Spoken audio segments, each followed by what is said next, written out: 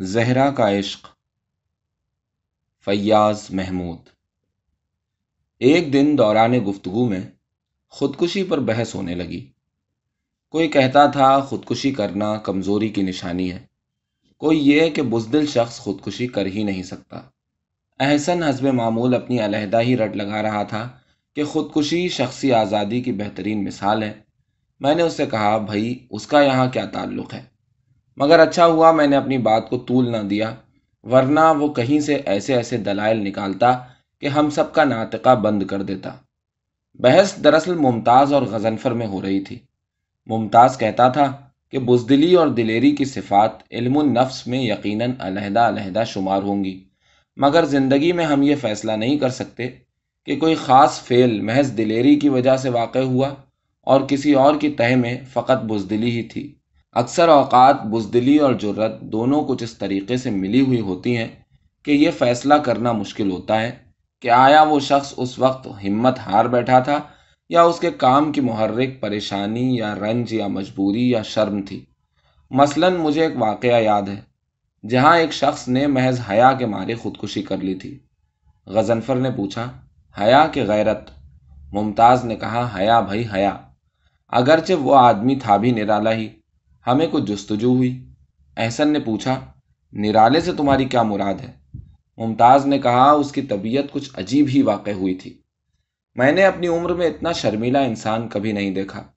جس وجہ سے اس نے خودکشی کرنی چاہی تھی وہ بھی ایسے واقعے سے تعلق رکھتی ہے کہ شاید تم یقین نہ کر سکو، مگر چونکہ وہ سب قصہ میری آنکھوں کے سامنے گزرا تھا اس لیے مجھے اس کی ایک ایک بات یاد ہے۔ یہ کہہ کر وہ خاموش ہو گیا۔ میں تو شاید اصرار نہ کرتا، مگر احسن کہاں باز رہ سکتا تھا۔ اس نے بلا تکلف کہہ دیا کہ بھائی اگر دلچسپ ہے تو سنا دو۔ ممتاز نے کچھ سوچ کر کہا، جس طرح کی دلچسپی تم چاہتے ہو وہ تو اس میں نہیں، مگر واقعہ ہے سچا اور شاید اسی وجہ سے تھوڑا سا عجیب بھی۔ اس کے بعد وہ پھر چپ ہو گیا، جیسے کوئی چیز زیادہ کہنے سے اسے مانے ہیں۔ پھر جب ہم سبھی اصرار کرنے لگے اور وہ پس و پیش کرتے کرتے عاجز آ گیا تو مجبور ہو کر اس نے ہمیں سنا ہی دیا۔ اس نے کہا، اس واقعے کو گزرے کوئی 15 سال ہو گئے۔ میری عمر ان دنوں 17 یا 18 سال کی ہوگی۔ میں مشن کالج میں سیکنڈ ایئر میں پڑھتا تھا۔ میری دوستی کچھ عرصے سے ایک فرسٹ ایئر کے لڑکے سے ہو گئی تھی۔ اس کا نام محبوب تھا، اور وہ فقط اس لیے کہ ان لوگوں کے داخلے کے وقت اور لڑکوں کو ہم مذاق کرتے تو یا تو وہ گھبراتے یا غصہ کرتے یا بھاگ جاتے یا ہم سے منت کرتے، مگر یہ بیچارہ یوں چپ ہو کے کھڑا ہو جاتا جیسے کوئی بت ہوتا ہے۔ آنکھیں اس کی ایسی شرمیلی تھیں جیسے کسی لڑکی کی ہوتی ہیں، رنگ گندمی اور بدن نازک، ہمیں تو یوں دکھائی دیتا تھا جیسے کوئی لڑکی ہو۔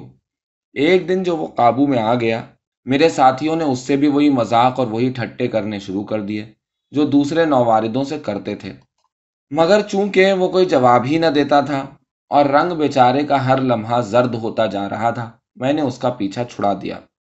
مگر اس کے بعد مجھے اس سے کچھ دلچسپی ہوتی گئی، اور اگرچہ پہل تو میری طرف سے ہی ہوئی، مگر کچھ عرصے کے بعد ہم دونوں میں سلام علیک ہو گئی۔ پھر بھی یہ مرحلہ 2 مہینے سے کم میں طے نہیں ہوا ہوگا۔ اس دوران میں شاید اس نے میری طرف ایک دفعہ نظر اٹھا کے دیکھا ہو، مگر رفتہ رفتہ ہمارے تعلقات بڑھتے گئے، اور چونکہ کچھ قدرتی طور پر ہمارے میلانات میں یگانگت تھی اس لیے آپس میں خلوص اور دوستی بڑھتی گئی۔ 6 مہینے اسی طرح گزر گئے۔ مارچ کے دن آ گئے اور یونیورسٹی کے امتحان میں 1.5 مہینہ باقی رہ گیا۔ میرا ارادہ تھا کہ تیاری کی چھٹیوں میں گھر چلا جاؤں گا اور وہاں کامل سکون اور دل جمعی سے پڑھوں گا، مگر محبوب نے بہت مجبور کیا کہ ہمارے گھر رہو، وہاں تمہیں کوئی تکلیف نہیں ہوگی اور مجھے بھی ایک مشکل میں مدد دے سکو گے۔ میں نہ سمجھا کیا مشکل ہے۔ خیال بھی آیا تو یہی کہ یہ مشکل نصاب سے تعلق رکھتی ہوگی۔ چونکہ محبوب کی طبیعت ہی بہت متین اور شرمیلی تھی اس لیے اس کی معمولی سی خواہش کو روکنا بھی مشکل ہو جاتا تھا، اور اس کا اصرار بھی کچھ پرزور نہ ہوتا تھا، مگر کمبخت کی آنکھوں میں کچھ ایسا اثر تھا کہ جب وہ کوئی چیز مانگ لیتا تو انکار کرنا فضول ہوتا، اور مجھے اپنے گھر لے جانے میں جب اس نے غیر معمولی اور خلاف عادت اصرار کیا تو مجھ سے انکار ہو ہی نہ سکا۔ مگر مجھے خیال ضرور ہو گیا کہ میرے لے جانے میں علاوہ میرے قرب کی خواہش کے کوئی وجہ اور بھی ہے۔ دقت فقط یہ تھی کہ ان کا مکان شہر میں تھا، پھر بھی جب 15 مارچ کو ہمیں چھٹیاں ہوئیں تو میں ہاسٹل چھوڑ محبوب کے ہاں چلا گیا۔ اس کا مکان ایک گلی میں کھلتا تھا اور باہر کی طرف ایک دیوان خانہ تھا جو محبوب کے سپرد تھا۔ یہ دروازے کے دائیں طرف تھا۔ بائیں طرف ایک اور دیوان خانہ تھا جو اس کے والد استعمال کرتے تھے۔ گلی کوئی زیادہ چوڑی نہ تھی، آمنے سامنے مکانات تھے اور تقریباً سبھی محبوب کے دور و نزدیک کے رشتہ داروں کے۔ کم از کم مجھے تو اب یہی خیال آتا ہے کہ اس محلے میں شاید ایک ہی برادری کے لوگ رہتے تھے۔ بیٹھک کے اندر 2 اور چھوٹے کمرے تھے جن میں سے ایک میرے سپرد کیا گیا تھا۔ ان کمروں کی کھڑکیاں پچھلی طرف ایک احاطے میں کھلتی تھیں۔ روشنی اور ہوا کا انتظام اچھا تھا۔ دیوان خانہ بھی خوب سجا ہوا تھا۔ 3 4 کھڑکیاں گلی میں کھلتی تھیں۔ کھڑکیوں کے اوپر روشن دان تھے مگر ان پر چھجے نہ تھے، شاید اس وجہ سے کہ روشنی آ سکے، یا شاید غفلت اور بے توجہی کی وجہ سے، یا شاید فیشن کی ہی بات ہوگی۔ بہرحال یہ مجھے اچھی طرح یاد ہے کہ ان پر چھجے نہ تھے، اور روشن دان معلوم نہیں کیوں اکثر بند ہی رہتے تھے، مگر چونکہ محبوب کو صفائی کا بہت خیال رہتا، روشن دانوں کے شیشے ہمیشہ صاف ہی رہتے۔ دیوان خانے میں بیٹھے ہوئے اگر کبھی نگاہ اٹھتی تو ان روشن دانوں میں سے سامنے کے مکان کی گیلری نظر آ جاتی۔ یہ سب کچھ اس لیے بتا رہا ہوں کہ ان سب چیزوں کا ذکر کہیں نہ کہیں ضرور ہوگا۔ مارچ کے دنوں میں تو ہم نیچے سوتے رہے، مگر اپریل میں ہمیں اوپر جانا پڑا۔ خوش قسمتی سے ان کے مکان کی چھت 2 حصوں میں بٹی ہوئی تھی، اور چونکہ مکان کی وضع ہی اس قسم کی تھی، اس لیے مجھے اوپر لے جانے میں اسے پردہ کرانے کی ضرورت نہ پڑتی تھی۔ چھت پر سے آس پاس کے مکان بہت نزدیک دکھائی دیتے تھے۔ تقریباً سب مکانوں کی چھتیں برابر برابر ہی تھیں، فقط پردے کے لیے لوگوں نے لکڑی کی دیواریں کھڑی کر رکھی تھی۔ جب میں محبوب کے ہاں چلا گیا تو میں نے دیکھا کہ سوائے اس وقت کے کہ جب اسے مجبوراً اکیلا باہر جانا پڑتا، یعنی کالج جاتے اور آتے، کیونکہ ان کی جماعتوں کو تو چھٹیاں ہوتی نہیں تھیں، وہ اول تو باہر جاتا ہی کم، اور جاتا تو اکثر کوشش کرتا کہ میں اس کے ساتھ چلوں۔ کئی دفعہ جب میں کسی کتاب کے مطالعے میں ڈوبا ہوا ہوتا یا کوئی اور چیز یاد کر رہا ہوتا تو ہچکچاتے ہوئے وہ کہتا، مگر میں زیادہ توجہ نہ دیتا اور اپنے کام میں مصروف رہتا۔ ایسے موقعوں پر مجھے کئی دفعہ محسوس ہوتا کہ جیسے وہ باہر اکیلا جانے سے اگر ڈرتا نہیں تو گھبراتا ضرور ہے، اور بعض دفعہ تو میرے انکار کرنے پر وہ خود ہی باہر جانے کا ارادہ چھوڑ دیتا۔ ایک دن میں نے اس سے پوچھا کہ بھائی کیا بات ہے کہ تم اپنے محلے میں سے گزرتے ہوئے کیوں گھبراتے ہو؟ اس پر وہ ایسا پریشان ہوا کہ کیا بتاؤں۔ گھبراہٹ میں پوری بات نہ ہو سکتی تھی۔ کچھ نہیں کہہ کے ٹال گیا، مگر آخر میرے ساتھ ہی دن رات رہتا تھا۔ کب تک چھپاتا؟ ایک رات جب میں پڑھ کے فارغ ہوا تو دیکھا کہ اپنی کرسی پر بیٹھا کسی گہری سوچ میں پڑا ہے۔ میں نے جو بلایا تو چونک پڑا۔ بھویں تنی ہوئی تھیں اور آنکھوں سے تکلیف کا احساس ہوتا تھا۔ اس دفعہ جو میں نے بہت اصرار سے پوچھا تو اس نے بتایا کہ اس کی زندگی محلے کی 2 3 لڑکیوں نے تنگ کر دی ہے۔ میں نے کہا لڑکیوں نے؟ اس نے کہا ہاں۔ میں بہت حیران ہوا۔ میں نے پوچھا وہ کیسے؟ معلوم ہوا کہ اس محلے میں اس کے اپنے ہی رشتہ داروں میں 2 1 لڑکیاں تھیں جو اسے راستہ گزرتے چھیڑتی تھیں۔ اب تم ہی اندازہ لگا لو کہ وہ کیسا شخص ہوگا جو لڑکیوں کے مذاق سے اتنا پریشان ہو جاتا ہو۔ اور پوچھنے پر معلوم ہوا کہ یہ شکایت اسے کم و بیش 6 مہینے سے تھی۔ کبھی تو کوئی جب وہ گزرتا کاغذوں کے چھوٹے چھوٹے پرزے اس پر پھینک دیتی، کبھی کوئی گلاب کی پتیاں مٹھی بھر کے اس پر چھوڑ دیتی، کبھی کوئی چھوٹا موٹا کنکر ہی کہیں سے اسے آ لگتا۔ ایک دفعہ جب وہ گزر رہا تھا تو سرخ رنگ کا ایک چھوٹا سا ریشمی رومال ہی اس کے سامنے آ گرا۔ اوپر کو دیکھا تو ان میں سے ایک جو سب سے زیادہ شوخ تھی کھڑکی میں کھڑی مسکرا رہی تھی۔ اب وہ رومال کو وہاں سے اٹھا لیتا تو خوف کہ کوئی دیکھ نہ لے، اور نہ اٹھائے تو معلوم نہیں وہ لڑکیاں کیا آفت مچائیں، اور سب سے زیادہ اسے یہ شرم کہ کسی نے رومال کو گرتے ہوئے دیکھ لیا ہو تو۔ گھبرایا تو وہ بہت، مگر اس نے رومال وہاں سے نہ اٹھایا۔ اسی دوپہر کو جب وہ کالج سے آیا تو جب ہی اپنے دھیان میں آنکھیں نیچی کیے گلی میں سے گزرا، کسی نے اوپر سے پانی پھینک دیا۔ اسے بہت غصہ آیا، چنانچہ اس نے جا کر اپنی والدہ سے شکایت کر دی کہ یہ لڑکیاں مجھے راستہ نہیں گزرنے دیتی، کبھی کاغذ پھینک دیتی ہیں اور کبھی پانی۔ اس پر غضنفر نے کہا لا حول ولا قوت، عجیب جانور تھا۔ جواب میں احسن نے کہا بکواس نہ کرو، سننے دیا کرو، کبھی توفیق ہو تو وینس اور ایڈونس کے قصے کو پڑھو۔ ممتاز نے اپنی حکایت جاری رکھتے ہوئے کہا اب اسی سے اندازہ کر لو کہ وہ کس فطرت کا مالک تھا۔ بعد میں مجھے یہ خیال ہوا کہ شاید وہ ابھی جوان ہی نہ ہوا ہو، اس لیے اسے ان لڑکیوں کی چولیں پسند نہ آتی ہوں، مگر اس کی عمر اس وقت 17 سال سے کم نہ تھی، اور یوں جسم کے لحاظ سے اگرچہ نازک بدن تھا، منحنی تو نہیں تھا، درمیانہ قد تھا، اور کھلے پائچوں کے پاجامے، بوسکی کی قمیصیں اور چھوٹے کوٹ اسے بہت بھاتے تھے۔ امیر گھر کا بیٹا تھا، گھر والوں نے اسے اس ناز سے پالا تھا کہ تمہیں کیا بتاؤں۔ دن میں 10 مرتبہ اس کی والدہ اندر سے پوچھوا بھیجتی تھی کہ کچھ چاہیے یا نہیں۔ پھل ہر وقت میز پر پڑا رہتا تھا۔ تمہیں حیرانی ہوتی ہے کہ اس نے یہ بات اپنی والدہ سے کس طرح کہہ ڈالی، اور پھر شکایت کی تو اس بات کی کہ چند شوخ مزاج لڑکیاں اس سے مذاق کرنا پسند کرتی ہیں۔ مگر اس کی حیا کا یہ عالم تھا کہ اول تو اس نے شکایت ہی ایسے الفاظ میں کی جن سے اس کی والدہ بہت برافروختہ نہ ہوئیں، اور دوسرے اس نے رومال کا ذکر کیا اور نہ پانی کا، بلکہ جب اس کی والدہ نے ان لڑکیوں کے نام پوچھے تو کیونکہ یہ تو سب کو معلوم تھا کہ لڑکیاں جان پہچان کی چھوڑ رشتے برادری ہی کی ہوں گی، تو محبوب نے نام بھی ٹھیک طور پر نہ بتائے اور اس شعلہ خو رومال والی کا نام ہی نہ لیا۔ اماں نے یوں ہی تسلی کر دی کہ بیٹا تمہاری ہم عمر ہے اور تمہیں بچپن سے جانتی ہیں، کہیں بے خبری میں کچھ پھینک دیا ہوگا۔ محبوب کی والدہ نے اس لیے بھی خیال نہ کیا کہ وہ محبوب کو بالکل نابالغ اور معصوم ہی سمجھتی تھی، غرض یہ کہ انہوں نے اس بات کو مذاق میں ٹال دیا، مگر شاید اشارتاً یا کنایتاً ان لڑکیوں یا ان کی بڑی بوڑھیوں سے کچھ نہ کچھ کہا ہوگا، کیونکہ اس کے بعد 2 ایک ہفتے تک آرام رہا، مگر پھر وہی سلسلہ شروع ہو گیا۔ البتہ ان میں اور تو اب بہت کم، مگر وہ رومال والی جس کا نام زہرا تھا اب بھی اسی آن بان سے ستم رانی میں مصروف رہتی۔ بعد میں مجھے بھی اسے دیکھنے کا اتفاق ہوا ہے۔ یقین جانو کہ جتنی زندگی اور دمک اور شعلہ پن میں نے اس میں دیکھا تھا، کسی اور میں نہ دیکھا ہے نہ دیکھوں گا۔ اس کی نظر ہی سے معلوم ہوتا تھا کہ اس کے جسم میں خون کی جگہ بجلی دوڑ رہی ہے، اور اس کی طرف ایک نظر سے زیادہ دیکھنا کم از کم میرے احاطۂ قدرت میں تو نہیں تھا۔ اس کی بڑی بڑی سیاہ آنکھیں اس قدر گہری اور پرکشش تھیں کہ آدمی اسے دیکھ کے مسحور ہو جاتا تھا، اور اس بات کو اب 15 سال گزر چکے ہیں، یہ کہہ کے ممتاز نے ایک ہلکا سا ٹھنڈا سانس بھرا۔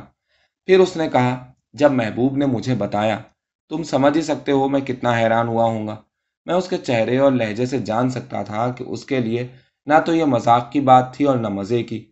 خدا جانے اس کا خمیر کس قسم کا تھا، ورنہ کوئی اور اس کی جگہ نہ جانے اپنے آپ کو کتنا خوش قسمت سمجھتا، کیونکہ جیسا جذبہ میں نے زہرا میں دیکھا اس کی مثال شاید میں تو کبھی نہیں دیکھوں گا۔ میں نے محبوب کو بہت تسلی دی اور کہا کہ بھائی تم ناحق اپنا خون جلاتے ہو، اگر وہ لڑکیاں دیوانی ہوئی ہیں تو ہونے دو، تمہیں دیر سے جانتی ہیں، اپنا دل خوش کرتی ہیں، تم کیوں پرواہ کرتے ہو؟ اور خود ہی تو کہتے ہو کہ سوائے ایک کے باقی سب نے چھیڑنا ہی کم کر دیا ہے۔ مگر محبوب کو میرے لفظوں سے کامل تسلی نہ ہوئی، البتہ مجھے محسوس ہوا کہ مجھے بتا دینے سے اسے کچھ ڈھارس ضرور ہوئی ہے، اگرچہ مجھے یہ وعدہ کرنا پڑا کہ کبھی کبھی جب اسے باہر جانا ہو تو میں اس کے ساتھ جایا کروں گا، اس لیے بھی کہ مجھے خود ان لڑکیوں کے دیکھنے کا شوق ہوا جو اس بے باکی سے اور اس طور پر اقدام کر سکتی تھیں۔ چنانچہ میں نے دوسرے ہی دن سہ پہر کے وقت باہر جاتے ہوئے اوپر جو نظر اٹھائی تو مجھے ایک لڑکی دکھائی دی، شاید اس کے ہاتھ میں کچھ ہو یا وہ یوں ہی اتفاقیہ جھانک رہی ہو، مگر مجھے دیکھتے ہی وہ پیچھے ہٹ گئی۔ محبوب نے نہ اوپر سر اٹھایا اور نہ اسے دیکھا۔ ساتھ کے مکان کے نیچے سے ہم گزرے تو محبوب نے شاید ڈر کی وجہ سے یا یوں ہی بلا مقصد اوپر دیکھا تو میں نے بھی نظر اٹھائی۔ واقعی کھڑکی آدھی کھلی ہوئی تھی اور اس میں سے سیاہ بالوں اور سرخ ہونٹوں کی مجھے ایک جھلک سی نظر آئی، اور پھر ایک چھوٹی سی گیند بیچارے محبوب کے سینے پر آن گری اور گر کے لڑکتی ہوئی نالی میں جا پڑی۔ محبوب تو ایسا چکرایا جیسے کوئی پہاڑ آن گرا ہو، مگر میں اس گیند کو اٹھانے کے لیے لاشعوری طور پر جھکا، ابھی اٹھائی نہیں تھی کہ محبوب نے مجھے روک دیا۔ میں نے سیدھا ہو کے ارد گرد دیکھا، مگر محلے کی کھڑکیوں میں سوائے 2 ایک بچوں کے اور کوئی نہ تھا، اور جس کھڑکی میں سے گیند آئی تھی وہاں ایک چھوٹا سا بچہ چیخ چیخ کے کہہ رہا تھا، میلی گیند میلی گیند۔ اب میں خود پریشان ہوا کہ یہ کیا قصہ ہے۔ اگر ہر وقت محبوب کے ساتھ ساتھ پھروں تو پڑھائی مشکل، اور اگر اس معاملے کے متعلق اس سے باتیں نہ کروں اور کوئی تجویز نہ سوچوں تو اسے تکلیف، اور مشورہ ہو تو کیا ہو۔ معلوم نہیں تھا کہ ان لڑکیوں یا اس لڑکی کے دل میں کیا تھا، ان کے خاندانوں کے آپس میں تعلقات تھے، محبوب کے صحیح جذبات کیا تھے، یہ بات محض چھیڑ خانی تھی یا اس کا کچھ انجام بھی ممکن تھا۔ مگر میں نے یہی کیا کہ اول تو محبوب کو موقع نہ دیتا کہ وہ اکیلا وہاں سے گزرے، اور جب ہمیں باہر جانا ہوتا شام کو یا سہ پہر کو تو میں ساتھ ہوتا، صبح کالج جاتے وقت اور کالج سے آتے وقت جو اس پر بیتتی اس کا علاج میرے پاس نہ تھا۔ کبھی کوئی پھول آ گرتا اور کبھی کوئی ربن کا ٹکڑا، کبھی کوئی ربڑ کی گیند، کبھی کچھ اور۔ اگر یہ بات یہیں تک رہتی تو کیا تھا، مگر کچھ دنوں کے بعد یہ ہوا کہ ایک سہ پہر کو ہم دونوں بیٹھک میں پڑھ رہے تھے کہ اچانک ایک روشن دان کے شیشے پر کوئی چیز آ کے لگی اور ایک شیشہ ٹوٹ گیا۔ ہم نے اوپر دیکھا، شیشوں میں سے اوپر سامنے مکان کی گیلری نظر آ رہی تھی، مگر وہاں کوئی نہ تھا۔ میں نے کھڑکی میں سے سر نکال کر اوپر دیکھا، ادھر ادھر نظر ڈالی، مجھے کوئی شخص دکھائی نہ دیا۔ ہم نے خیال کیا کہ یوں ہی کسی بچے نے کہیں سے کوئی کنکر یا کوئی اور چیز پھینکی ہوگی اور وہ اتفاق سے یہاں آ لگی۔ ہم نے بات بھلا دی، مگر محبوب کی عادت تھی کہ کوئی چیز ٹوٹ جائے یا بگڑ جائے یا اپنی جگہ سے ہٹ جائے تو جب تک اس کی جگہ نئی چیز نہ آئے یا جب تک وہ درست نہ ہو لے اسے چین نہ آتا تھا۔ مثلاً وہ شیشہ جو ٹوٹ کے گرا تھا، پہلے تو اس نے وہ اٹھا کے باہر پھینکا، پھر اندر نوکر کو آواز دی کہ سیڑھی لائے، پھر سیڑھی پر چڑھ کے فٹ رول سے شیشے کا سائز ناپا اور نوکر کو شیشہ لانے بھیجا۔ 1 گھنٹہ میرا بھی خراب کیا اور اپنا بھی، حالانکہ یہ کام پھر کسی وقت کر لیتا، مگر یہ اس کی فطرت تھی کہ اگر کوئی چیز ادھر کی ادھر ہو جاتی تو آرام اپنے اوپر حرام کر لیتا جب تک وہ چیز پھر اپنی جگہ پر نہ آ جاتی۔ شام سے پہلے اس نے وہ شیشہ وہاں جڑ دیا، مگر وائے بیچارے کی قسمت، دوسرے دن ہم دونوں کو کالج جانا تھا۔ مجھے شاید کوئی کالج کے دفتر میں کام تھا یا کسی سے کوئی کتاب لینی تھی۔ میں بھی اس کے ساتھ ہی کالج گیا، البتہ واپس اس سے پہلے آ گیا۔ آ کے دیکھتا ہوں کہ ایک شیشہ اور ٹوٹا پڑا ہے۔ اب مکان محبوب کا تھا اور پڑوسی بھی اس کے تھے۔ میں حیران تو ہوا اور مجھے غصہ بھی آیا، مگر کیا کر سکتا تھا۔ شیشے کے ٹکڑے چن کے میں نے میز پر رکھ دیا اور پڑھنے لگ گیا۔ جب محبوب آیا تو میں نے ان کی طرف اشارہ کر دیا۔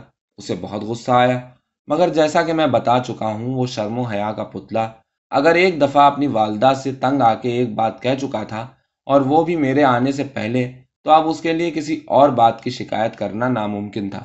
اور اس لیے بھی کہ کالج میں 1 سال پڑھنے سے اور میرے ساتھ تعلقات سے یوں بھی اس میں برداشت اور تحمل کا مادہ بڑھ گیا۔ اور پھر مجھے تو شک نہیں تھا، مگر اس نے خود ہی کہہ دیا کہ یہ کسی لڑکے وڑکے کا کام نہیں۔ میں نے پوچھا تو اور کون خپتی ہے جو یوں دوسروں کے شیشے توڑتا پھرتا ہے؟ وہ چپ ہو رہا، مگر اس دفعہ اس نے شیشہ دوسرے دن منگوایا۔ اس کے بعد 2 3 دن آرام رہا، مگر ایک سہ پہر کو پھر یہی ہوا۔ ہم بیٹھے پڑھ رہے تھے کہ ٹھن کر کے ایک موٹا سا اینٹ کا ٹکڑا آ کے درمیانی روشن دان پر لگا اور وہ ٹکڑا اور شیشہ دونوں اندر آ گرے۔ میں نے فوراً جو اوپر دیکھا تو مجھے زہرا کا چہرہ ایک لمحے کے لیے دکھائی دیا۔ میں نے محبوب کی طرف دیکھا، وہ بھی دیکھ رہا تھا، مگر اس طرح جیسے کوئی کسی چیز سے مسحور ہو گیا ہو۔ میں نہیں کہہ سکتا کہ اس نے زہرا کو دیکھا یا نہیں، مگر اس کے بعد کچھ دنوں تک اس نے شیشہ لگوانے کا نام نہیں لیا۔ مگر ایک شام کو ایسا واقعہ پیش آیا کہ میں اپنی آنکھوں پر اعتماد نہ کر سکا۔ شام کے کوئی 8 بجے ہم بیٹھے پڑھ رہے تھے، شاید ہوا چل رہی تھی یا کیا، بیٹھک کی کھڑکیاں بند تھیں اور یوں رات کو ہم بند کر کے ہی پڑھا کرتے تھے، اس لیے بھی کہ لوگوں کی عادت ہے کہ چاہیں چکے پڑی ہوئی ہوں، اندر روشنی دیکھ کے باہر سے جھانکنے کو ضرور ٹھہر جائیں گے۔ دن کو البتہ چکے پڑی رہتی تھی اور ہمیں آرام رہتا تھا۔ اس وقت وہ دروازہ جو اندر جانے والے راستے میں کھلتا تھا کھلا تھا، اگرچہ اس پر بھی چک پڑی تھی۔ میں شاید اپنے سونے کے کمرے میں گیا تھا کسی کتاب کو ڈھونڈنے یا کوئی اور چیز لینے کے لیے۔ بیٹھک کی وسط میں میز تھی، ارد گرد کرسیاں تھیں، میری کرسی کا رخ کھڑکیوں کی طرف تھا اور جس کرسی پر محبوب بیٹھا پڑھ رہا تھا اس کا رخ اسی دروازے کی طرف تھا جس سے ہم بیٹھک میں داخل ہوتے تھے۔ میں اپنے کمرے کی بجلی بجھا کے باہر نکلنے کو تھا کہ میری نظر چک پر پڑی اور میں وہیں کھڑے کا کھڑا رہ گیا۔ وہاں چک اٹھائے زہرا اندر دیکھ رہی تھی۔ یقیناً اسے میں نظر نہیں آیا اور نہ ابھی تک اسے محبوب نے دیکھا تھا۔ میں تو قدرے اندھیرے میں تھا اور محبوب نیچی نظر کیے پڑھ رہا تھا۔ میں نے دیکھا کہ وہ اندر داخل ہو گئی، شاید چک کے واپس گرنے یا کواڑ کے آدھا بند ہو جانے سے، جسے زہرا نے غالباً بغیر غور کیے ہاتھ کی جنبش سے دھکیل دیا تھا۔ محبوب چونک پڑا۔ اس وقت اس کا حلیہ دیکھنے کے قابل تھا اور حقیقت میں وہ تھی بھی ایسی ہی عجیب اور فوق العادت بات۔ محبوب کے تو چھوڑ میرے وہم و گمان میں بھی نہیں آ سکتا تھا کہ زہرا چھوڑ کوئی بھی لڑکی کسی کے پاس یوں آن دھمکے گی۔ یہ بھی مان لیا کہ اس سے 2 3 سال پہلے وہ بے تکلف محلے میں دوڑتی پھرتی ہوگی، کیونکہ محبوب کے رشتہ دار میں نے دیکھا تھا آپس میں کوئی ایسا پردہ وردہ نہ کرتے تھے، اور شاید میرے اور ایک آدھ اور آدمی کے محلے میں کوئی غیر شخص رہتا بھی نہ ہوگا، اور میری عمر ہی کیا تھی۔ مگر اس وقت تو زہرا چھوٹی لڑکی نہ تھی، جوان تھی، اور جوان بھی ایسی جوان، اور کھڑی تھی تو ایسی تمکنت اور غرور کے ساتھ، نہ اس کی آنکھ میں منت تھی اور نہ اس کے انداز میں سائلانہ پن۔ کھڑی ہوئی شہزادی لگتی تھی، برقع پہنے ہوئی تھی اور اسے ایک ہاتھ سے اٹھائے آگے کے آدھے جسم کو چھپائے ہوئی تھی۔ برقعے بھی لاکھوں ہی عورتیں پہنتی ہیں، مگر وہ برقعے کی پھبن بھی کسی میں نہ ہوگی۔ اس کی وہ تصویر میرے دماغ پر نقش ہے، اور جس نظر سے وہ محبوب کو دیکھ رہی تھی وہ فقط دیکھنے ہی سے تعلق رکھتی تھی۔ شوق اور آگ، مجھے تو ان دونوں کا احساس ہو رہا تھا۔ میں تو کیا کہتا، اور محبوب کے لیے فوراً کچھ کہنا ناممکن تھا، کیونکہ ایسا موقع کبھی ہمارے خیال میں بھی نہیں آیا تھا۔ میرے لیے تو کچھ کہنا نامناسب چھوڑ بالکل ہی بے محل تھا، اور ابھی تک زہرا کو شاید میری موجودگی کا احساس تک نہیں ہوا تھا۔ اور دراصل اگرچہ بیان کرنے میں مجھے وقت لگے، زہرا کو آئے ابھی شاید 1 منٹ سے زیادہ عرصہ نہیں ہوا تھا، اگرچہ ہمیں اتنا وقت بھی ایک مدت معلوم ہو رہا تھا۔ میں تو شاید کچھ کہتا ہی نہیں۔ محبوب نے ہی یہ سکوت توڑا اور گھٹی ہوئی آواز میں کہا، خدا کے لیے یہاں کیوں آئی ہو؟ اور جب زہرا چپ رہی تو پھر محبوب نے اور بھی سوکھے منہ سے کہا، اگر کوئی دیکھ لے تو کیا ہوگا؟ میں نے دیکھا کہ اس پر زہرا مسکرائی اور ایک قدم اور اندر آ گئی، مگر زبان سے کچھ نہ کہا۔ محبوب اور گھبرایا اور اپنی جگہ سے اٹھ کھڑا ہوا، مگر زہرا کی موجودگی اتنی مسحور کن تھی کہ ہم دونوں یہ محسوس کر رہے تھے کہ گویا ہم بے بس ہیں۔ جب محبوب کے دوبارہ کہنے پر بھی زہرا نہ مڑی تو محبوب ایسا گھبرایا کہ اس کے ماتھے پر پسینہ آ گیا، ہاتھ کانپنے لگے اور فقط میز کا سہارا لے کر وہ کھڑا رہ سکا۔ آخر کار زہرا نے کہا، اور اس کی آواز تھی بھی ایسی کہ کیا بتاؤں کتنی پرسرور تھی۔ یہاں میں نے دیکھا کہ ممتاز نے پھر ایک ٹھنڈی سانس لیتے لیتے اپنے آپ کو روک لیا، اور وہ آدھے منٹ تک خاموش بھی رہا۔ میں نے باقیوں کی طرف دیکھا، سبھی اس حکایت سے متاثر معلوم ہو رہے تھے۔ میں کچھ حیران بھی ہوا، کیونکہ احسن عام طور پر دوسروں کے جذبات سے کم متاثر ہوتا ہے۔ ممتاز نے پھر سلسلے کو جاری کرتے ہوئے کہا، میرے تو اوسان بجا نہ تھے، اور نہ میری کوئی حیثیت تھی۔ میں تو زہرا کو محبوب کے ذریعے سے جانتا تھا، مگر وہ نہ مجھے جانتی تھی اور نہ اس نے ایک نظر سے یہ بھی ظاہر کیا کہ اس نے مجھے دیکھا ہے۔ اس کی تمام توجہ محبوب کی طرف تھی، اور وہ زیر لب مسکراہٹ سے اس کی گھبراہٹ سے لطف اٹھاتی معلوم ہو رہی تھی۔ جو اس نے کہا وہ یہ تھا، اب شکایت پھر کرو گے کیا؟ محبوب اس پر کیا کہتا، ندامت اور سراسیمگی کی وجہ سے ساکت کھڑا رہا، مگر زہرا کے الفاظ طعنہ آمیز نہ تھے اور نہ ان میں شکایت تھی۔ محض ان مسکراہٹ میں لپٹے ہوئے الفاظ سے یہ اندازہ ہو رہا تھا کہ وہ محبوب پر ہنس رہی ہے۔ محبوب نے جواب میں کہا، نہیں، مگر اتنی مٹی ہوئی آواز میں کہ میں مشکل سے ہی سن سکا۔ زہرا نے پھر کہا، گلیوں میں رومال یوں ہی اگا کرتے ہیں؟ محبوب نے اس کا کوئی جواب نہ دیا، مگر ایک دم اور ایک ہی سانس میں یہ کہا، خدا کے واسطے زہرا یہاں سے چلی جاؤ، کوئی اندر سے آ گیا تو میں کیا کروں گا؟ زہرا نے کہا، مجھے کیا معلوم، مگر اس لاؤبالی آواز سے کہ محبوب نے مجبور ہو کر کہا، تو پھر کیا چاہتی ہو؟ زہرا نے جواب دیا، کچھ بھی نہیں، میں تو تمہارے یہاں خالہ اماں سے ملنے آئی ہوں، میری اماں پہلے کی آئی ہوئی ہیں۔ محبوب نے کہا، تو پھر یہاں کیا کر رہی ہو؟ خدا کے لیے اب چلی جاؤ، اماں تمہارا انتظار کر رہی ہوں گی۔ زہرا نے کہا، کرتی رہیں۔ اس پر محبوب بیچارے نے تنگ آ کے اور بے بس ہو کر کہا، تو میرا کیا قصور ہے زہرا؟ خدا کا واسطہ ہے اب جاؤ، میں پاگل ہو جاؤں گا، یہاں تم کر ہی کیا رہی ہو؟ زہرا اب بھی چپ رہی۔ محبوب کی حالت غیر تھی، اسے ایک تو یہ ڈر کہ دروازہ کھلا ہے، کوئی آ نہ جائے، کوئی آوازیں نہ سن لے، اور ایک یہ کہ زہرا کو اب باہر کون نکالے۔ اس نے جس طرح بھی ہو سکا پہلے کواڑ تو بند کیے، میرے کمرے کی طرف نگاہ ڈالی۔ میں اب اور اندھیرے میں تھا، بلکہ تقریباً ایک کواڑ کی اوٹ میں تھا۔ بہرحال اگر زہرا کو پتا بھی تھا کہ میں وہاں ہوں، پھر بھی اس نے مطلقاً ظاہر نہیں ہونے دیا کہ اس کے اور محبوب کے سوا کوئی اور وہاں موجود ہے۔ میرا تو اس کے نزدیک دنیا میں وجود ہی نہیں تھا۔ جب محبوب پھر واپس اس سے التجا کرنے آیا کہ وہ چلی جائے تو اس نے پوچھا، اب چھت پر نہیں جاتے؟ محبوب نے حیران ہو کر کہا، نہیں۔ زہرا نے پوچھا، کیوں؟ محبوب اس پر کچھ جھنجھلایا۔ اس نے کہا، اب گرمیاں آتی جا رہی ہیں۔ مگر تمہارا ان سوالوں سے کیا مطلب ہے؟ اگر تم نہیں جاتی تو میں چلا جاتا ہوں۔ زہرا نے کہا، چلے جاؤ۔ مگر وہ خود اپنی جگہ سے نہ ہلی۔ مجھے محبوب کی حالت پر ترس آ رہا تھا۔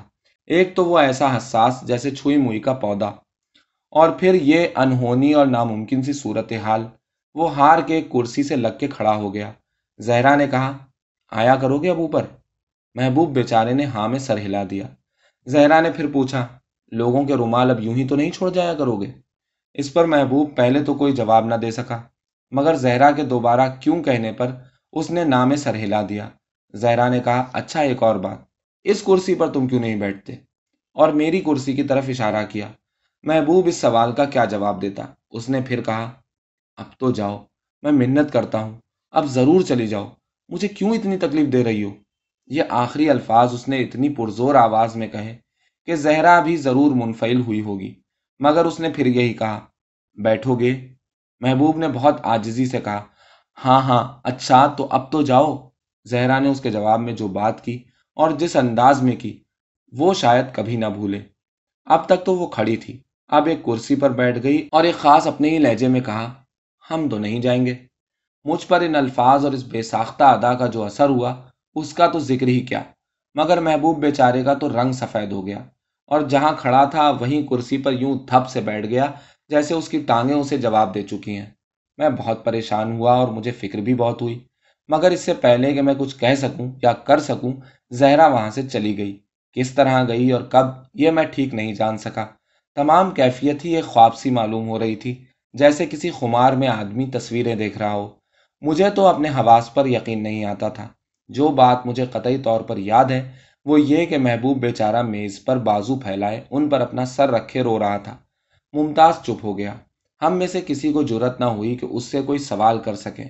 نظریں نیچی کیے وہ 1 منٹ تک یوں ہی خاموش بیٹھا رہا، پھر اس نے سر اٹھا کے ہم سب کو ایک نظر دیکھا۔ اس کے بعد خود ہی اس نے اپنی کہانی جاری کرتے ہوئے کہا، اس واقعے کو 15 سال ہو گئے ہیں، اور میں نے کتنی ہی دفعہ اس کے متعلق سوچا ہے۔ مجھے اکثر یقین نہیں آتا کہ یہ سب کچھ ایسے ہی ہوا، بلکہ زہرا کے چلے جانے کے بعد ہی مجھے اپنے آپ پر بھی اعتبار نہیں آتا تھا۔ مگر زندگی میں عجیب عجیب واقعات پیش آتے ہیں۔ یہ کہہ کے وہ پھر خاموش ہو گیا، بلکہ مجھے محسوس ہوا کہ اب اس کے بیان میں روانی نہیں تھی۔ رک رک کے اور ٹھہر ٹھہر کے جیسے اپنی مرضی کے خلاف ہمیں یہ سب سنا رہا تھا۔ بلکہ کبھی تو مجھے خیال آتا کہ ہمیں سنا نہیں رہا ہے، بلکہ اپنی آواز کی مدد سے کچھ سوچ رہا ہے۔ پھر اس نے کہا، اس کے بعد میں نے دیکھا کہ محبوب کا انداز کچھ بدل گیا تھا۔ کبھی تو اس کی باتوں سے معلوم ہوتا تھا کہ اسے زہرا سے بے حد نفرت ہے، اور کبھی مجھے شک ہوتا تھا کہ وہ ایک زبردست کشش سے زہرا کی طرف کھینچا چلا جا رہا ہے۔ کبھی تو وہ چھت پر جاتے وقت زہرا کو بہت کوستا، اور کبھی مجھے محسوس ہوتا کہ وہ بے چین ہو کر بے اختیار اٹھ کر اوپر چلا جاتا۔ اول اول تو وہ مجھے بھی منت کر کے ساتھ لے جاتا، مگر کچھ دنوں کے بعد معلوم نہیں کیوں اس نے مجھے مجبور کرنا چھوڑ دیا۔ شاید میری پڑھائی کے خیال سے، مگر وہ مجھ سے چھپاتا کچھ نہ تھا، اور نہ وہ زیادہ روشن دان کے سامنے والی کرسی ہی پر بیٹھتا، اور نہ وہ بہت ہی زیادہ اوپر ہی جاتا۔